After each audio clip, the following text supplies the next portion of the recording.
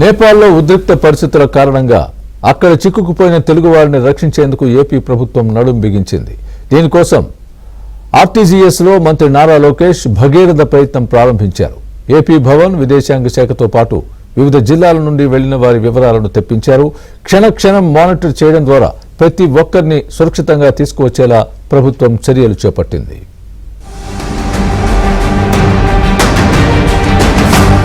నేపాల్లో చిక్కుకున్న ఏపీ పౌరులను రక్షించడానికి 24 గంటలు పనిచేసేలా ఆర్టీజీఎస్ నుండి మానిటర్ చేయాలని అధికారులను మంత్రి లోకేష్ ఆదేశించారు. నేపాల్లో చిక్కుకున్న 215 మందికి పైగా ఏపీ వాసులను కాఠ్మండు, పొఖారా, సిమికోట్లోని ప్రధాన క్లస్టర్ల నుండి తిరిగి రప్పించేందుకు ప్రయత్నాలు ప్రారంభించారు. ఈ మొత్తం ఆపరేషన్ ను మంత్రి లోకేష్ స్వయంగా ఆర్టీజీఎస్ నుండి పర్యవేక్షిస్తున్నారు. ప్రతి 2 గంటలకు ఒకసారి తెలుగు వారితో వీడియో కాల్లో మాట్లాడి వారికి ధైర్యం చెప్పారు. కూటమి ప్రభుత్వం అండగా ఉంటుందని, అందరినీ నేపాల్ నుండి ఇళ్లకు చేర్చే వరకు బాధ్యత తీసుకుంటుందన్నారు. ప్రత్యేక విమానాల్లో విశాఖపట్నం, విజయవాడలకు తీసుకువచ్చి అక్కడ నుండి స్వస్థలాలకు కూడా ప్రభుత్వమే పంపిస్తుందని హామీ ఇచ్చారు. 12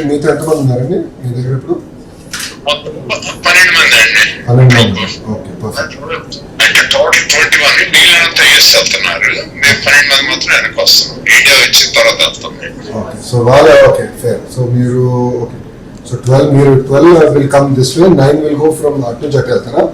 నేపాల్లో చిక్కుకున్న తెలుగు వారిని అక్కడి నుంచి స్వస్థలాలకు చేరవేసేందుకు ప్రత్యామ్నాయ మార్గాల్లో భారత సరిహద్దుల ద్వారా తరలించే విధంగా ఉన్న అవకాశాలను పరిశీలించాలని అధికారులకు మంత్రి లోకేష్ ఆదేశించారు.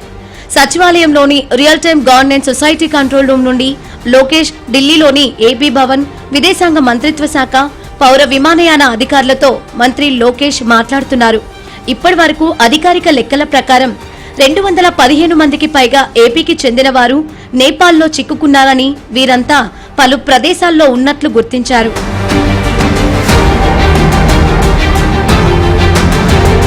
ఇదిలా ఉంటే అక్కడి అల్లర్ల నుండి తప్పించుకోవడంలో భాగంగా కొందరు పత్రాలు పోగొట్టుకున్నారు.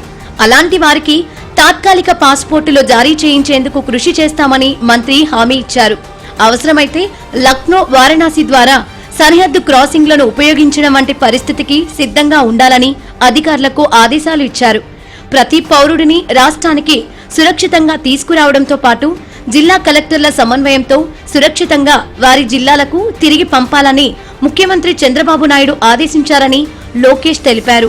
ఏపీ భవన్ లో ఇమీడియట్ గా ఒక ఎమర్జెన్సీ సెల్ ఏర్పాటు చేసి ఒక సింగిల్ నంబర్ ద్వారా ప్రజల దగ్గరికి వెళ్ళాం.